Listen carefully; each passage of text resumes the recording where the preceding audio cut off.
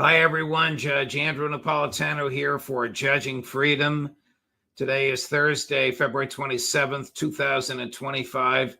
Professor John Mearsheimer will be here with us in a moment. Does Donald Trump understand the Russian mind?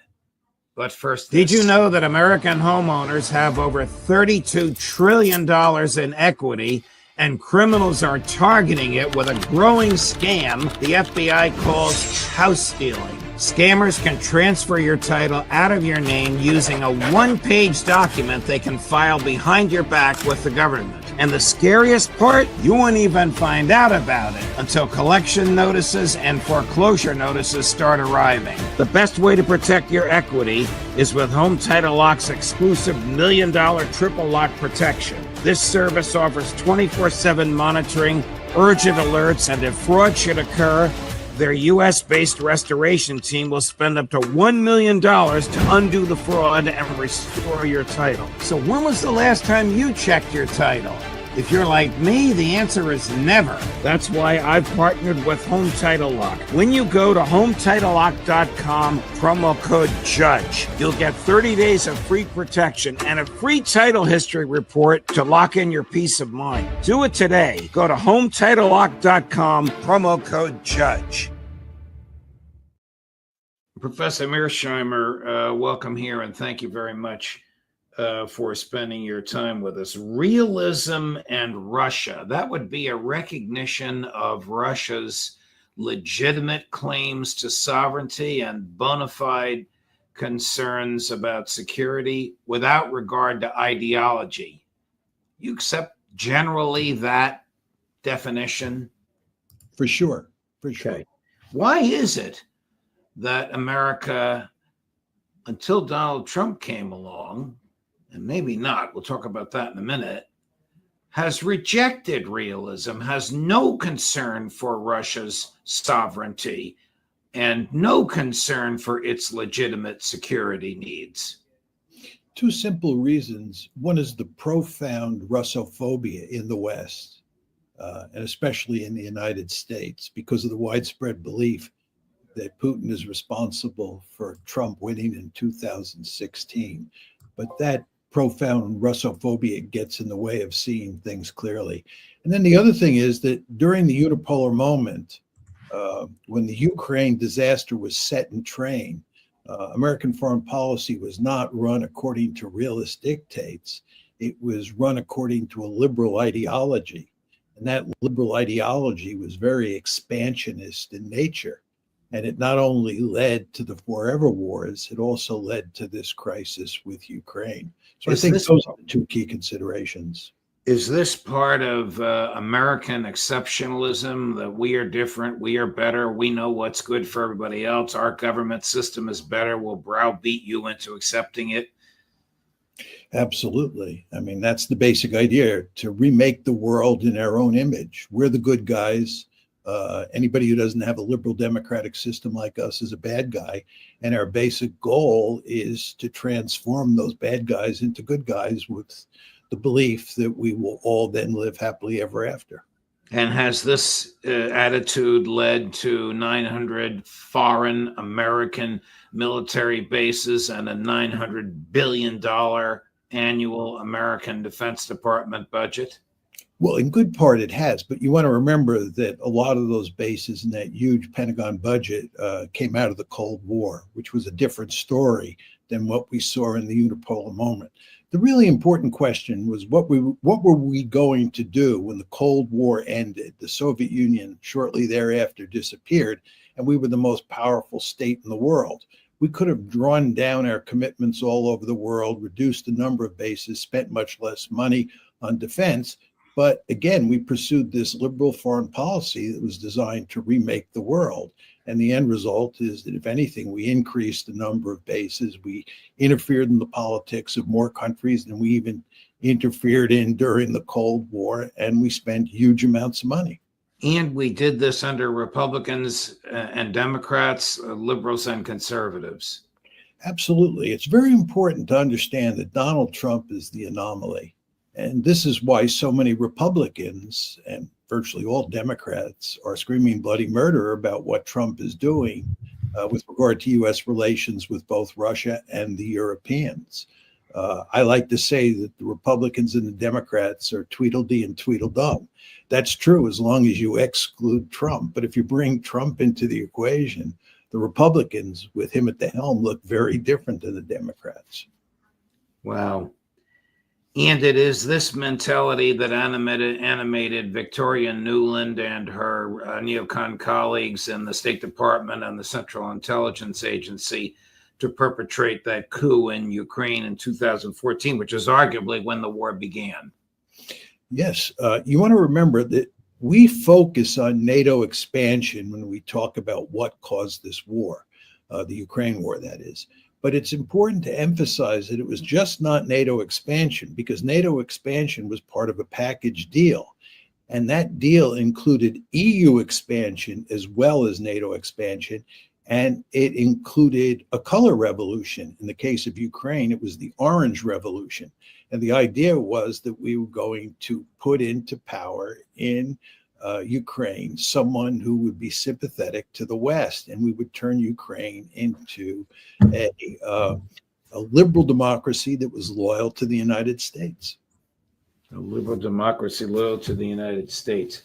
Did people like Mrs. Nuland, and I don't mean to pick on her, she's come to personify that attitude the Trump rejects, but did people like her, along with her colleagues at State and CIA, honestly think that the war in Ukraine could drive Vladimir Putin from office and that he would be replaced by somebody more likable to the U.S.? Well, I think initially they thought the United States was so powerful that it could just shove NATO expansion into both Georgia and Ukraine down the Russians' throat. You want to remember that we shoved NATO expansion down their throat in 1999, and then we did it again in 2004. And I think the widespread belief in the corridors of power in the United States, and this, of course, includes Victoria Nuland, was that we could do it again with regard to Ukraine. And then I think they also believed that if a war did break out, that we would beat the Russians. I think this is why there was no really serious move on our part to prevent a war in February of 2022. And this is why once the war started, we advised Zelensky to walk away from the negotiations. We thought we had the Russians right where we wanted them, and we would inflict a decisive defeat on them. I think it's this mentality that informed her thinking, and of course the thinking of many others as well. This week, President Trump was visited by French President Macron and, as we speak, British Prime Minister Starmer. Do you think that they go to bed at night wondering and worrying, Macron and Starmer, if the Russians are going to invade them the next day? Are they really that naive? No, I don't think they believe that. I think they think that threat inflation is essential to keep their publics on board, and also as a way to maybe convince the Americans that the boogeyman is coming and that Europe needs help from the United States, much the way it did in World War I. So this is economic. They want the American military-industrial complex over there. It's much more than that. There's an important economic dimension, but it's very important to understand that a large-scale American military presence in Europe serves as a pacifier. The Europeans like being subservient to the United States because the United States keeps the peace. Their great fear is not so much that the Russians are going to attack into Western Europe. Their great fear is that the Americans are going to leave and they're going to be left on their own. And they know what's happened in the past when they were left on their own. And it usually is not a happy ending. Well, what do they think will happen if they're left on their own? That Putin will attack, or that they'll have to spend more money on their military? Well, you want to remember that once Germany is on its own and Germany has to provide for its own security, it will think about the world much more differently than it does now, because now it has the United States sitting on top of it. Germany doesn't have nuclear weapons.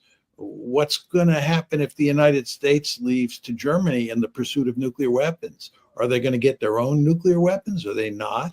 And furthermore, in between Germany and Russia, there is a lot of territory, and there's a lot of potential for conflict in that piece of territory between Russia and Germany, and a security competition could take place. So there are just all sorts of scenarios that are hard to predict that lead to big trouble. And what you want to do if you're a European is you want to head this trouble off at the pass. And the best way to do that is to keep Uncle Sam firmly enmeshed in the European security equation.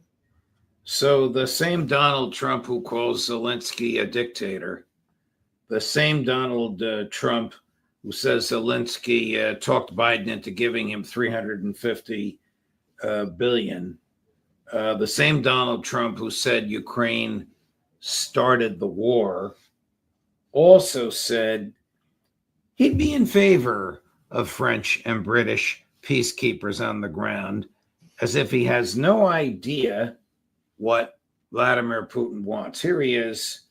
This is yesterday, cut number 12. They spent $350 billion and Europe spent $100 billion. Now, does anybody really think that's fair? But then we find out a little while ago, not so long ago, a few months ago, I found out that the money they spent, they get back. But the money we spent, we don't get back. I said, well, we're going to get it back. And we'll be able to make a deal. And again, President Zelensky's coming to sign the deal. And it's a great thing. It's a great deal for Ukraine, too, because they get us over there. And we're going to be working over there. We'll be on the land. And, you know, in that way, there's sort of automatic security because nobody's going to be messing around with our people when we're there.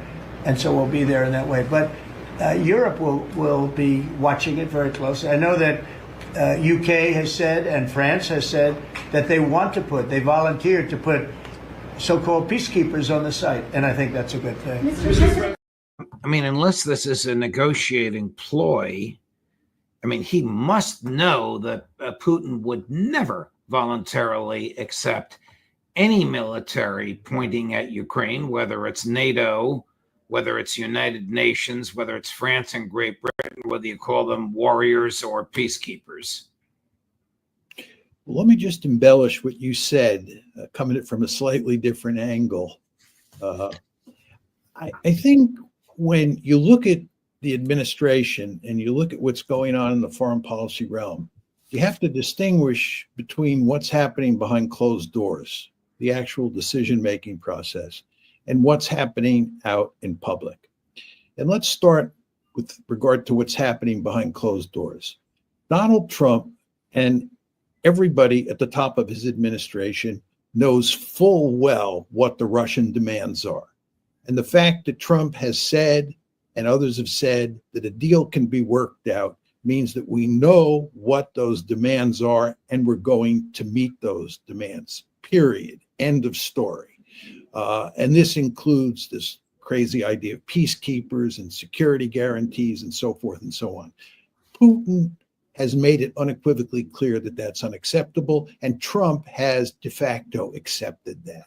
Now, that's the private discourse that takes place behind closed doors. Then there's the public debate, and the public debate is sort of a wild and crazy one, in large part because Trump is free to say whatever he wants, and because he likes to pontificate on a daily basis, and he doesn't pay much attention to facts, and he's not very careful with his language, we end up in all these debates about what he really means, and is he contradicting himself, and so forth and so on.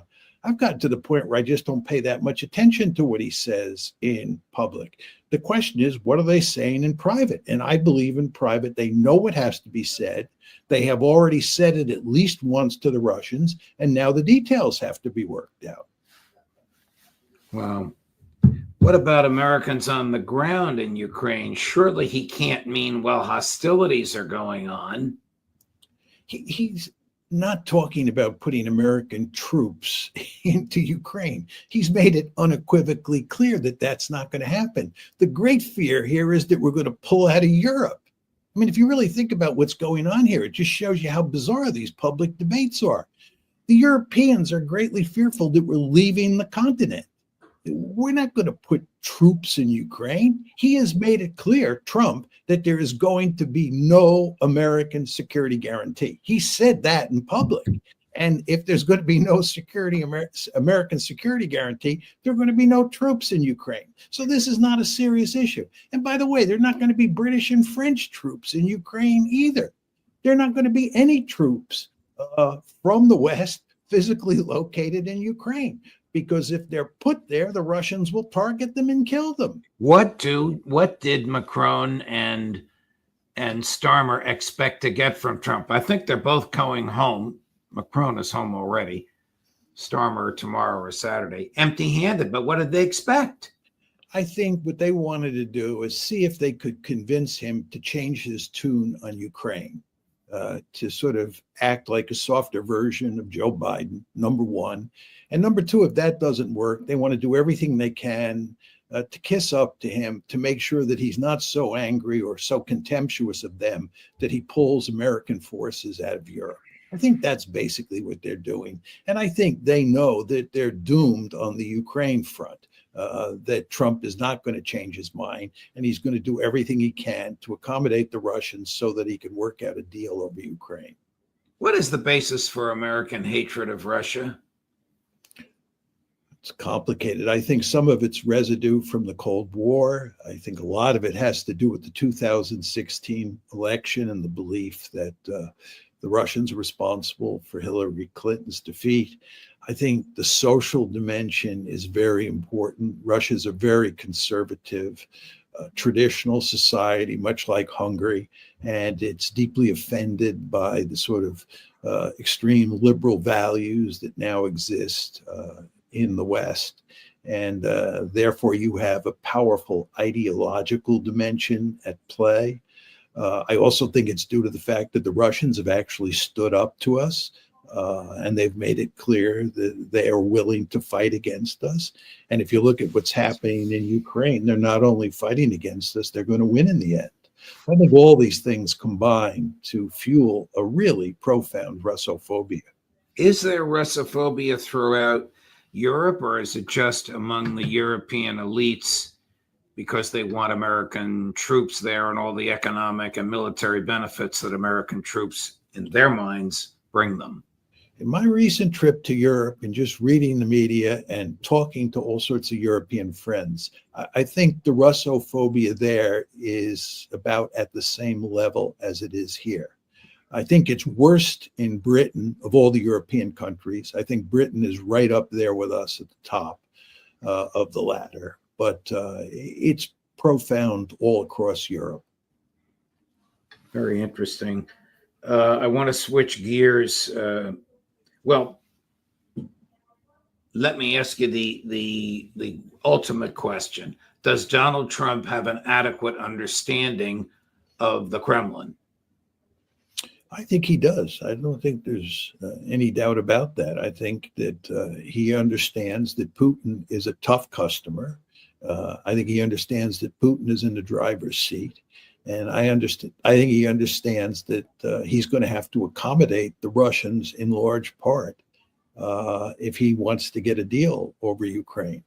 I think the big problem for Trump moving forward, and here we're talking mainly about Ukraine, is not the Russians. I think the big problem is the Europeans, and an even bigger problem is the Ukrainians. And the fact is that the Europeans and the Ukrainians do not want to cut a deal with Putin. And the deal that Trump appears to be working out is one that is antithetical to them. So the question is, let's assume that Putin and Trump work out a deal. What happens then with the Ukrainians and the Europeans? I think probably Trump can coerce the Europeans. He has a lot of cards to play with the Europeans. They're not playing a powerful hand, and he can get them on board. But the Ukrainians are a different matter. It'd be very difficult to get them to accept the parameters of the deal that appears to be on the table between. Well, the deal that appears to be on the table, if it is consummated, must include turning off the Biden-Trump spigot of military assistance to Ukraine, in which case they have no choice but to accept the deal. They'll have no armaments with which to repel the Russians. Well, the counter to that is that the Europeans will pick up the slack. And if you believe the Europeans cannot pick up the slack and that the United States will have coercive leverage over the Europeans, and I believe those two things, then the Ukrainians are pretty much on their own. And the Ukrainians on their own up against the Russians, it's really Bambi versus Godzilla. Why don't they just become like Austria or Switzerland, a neutral, prosperous, progressive country with a small military that trades with everyone? Well, this is in effect what lots of people who appear on your show have been arguing for a long time. We've argued that the best situation, it's not a great solution to the problem, but the best solution is to create a neutral Ukraine that doesn't threaten Russia, and then have Ukraine do everything it can to have decent relations with Russia. But the number of people who make that argument are very small, and it's an argument that's been very hard to sell. I think it's an argument that Trump and his lieutenants have bought onto. I think they agree with us. But again, they may get that deal with the Russians, but the question is, can you get the Ukrainians and the Europeans on board? Switching gears, is there any question in your mind but that Prime Minister Netanyahu wants to wreck the Gaza ceasefire? I do. I think the last thing he wants is a permanent ceasefire, because I think the ultimate goal that Israel has is to ethnically cleanse the Palestinians from Greater Israel. And this includes the West Bank as well as Gaza. And although what's going on in the West Bank it doesn't get as much attention as what's going on in Gaza, the Israelis are doing absolutely horrible things in the West Bank, as they continue to do in the Gaza Strip. And their ultimate goal, again, is to drive the Palestinians out. And a permanent ceasefire will get in the way of that. So what do you think will happen next week when the Arab League meets on March 4th? Will the resistance grow and stiffen, or will they look the other way? No, I mean, who knows for sure, but my guess is that the Arab League will come up with a plan for Gaza, and may even come up with a plan that includes the West Bank. But the question is, what will the Israelis do? And the Israelis will not pay any attention to that plan. They're not going to accept an Arab plan. And furthermore, the Americans and the Europeans will back the Israelis up no matter what. So we'll be back to square one. Wow. Here's Prime Minister Netanyahu yesterday, 2 days ago, addressing AIPAC. AIPAC is meeting in the U.S. He's addressing them remotely.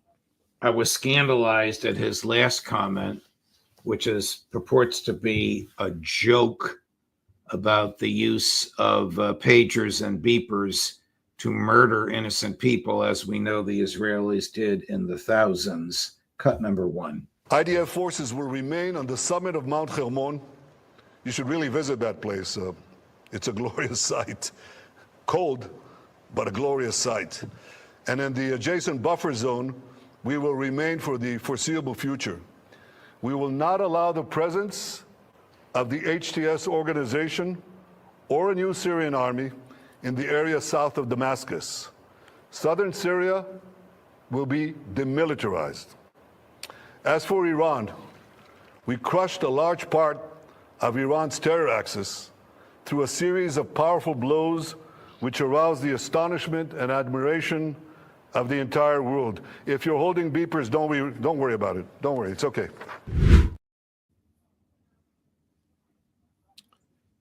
What'd you think? First, the Israeli insistence that the Syrian army vacate a portion of Syria for the IDF. And secondly, if you're holding beepers, don't worry, we won't kill you this time. Well, it's quite clear the Israelis are going to stay and probably try to annex a big slice of southern Syria. And by the way, they're staying in southern Lebanon as well. They've not left there, which they were supposed to do according to the terms of the ceasefire. And by the way, they've also said they're not going to abandon the Philadelphia corridor which is the line between Egypt and Gaza, which they were obliged to do this Saturday when the second phase of the ceasefire is put in play. So the Israelis, they just do what they want. And again, the United States and the Europeans will back them no matter what. So what you see here is creeping annexation, and this is hardly surprising at all. Netanyahu talked about admiration for Israel. When I was young, there was a great deal of admiration for Israel in the United States and really around the world.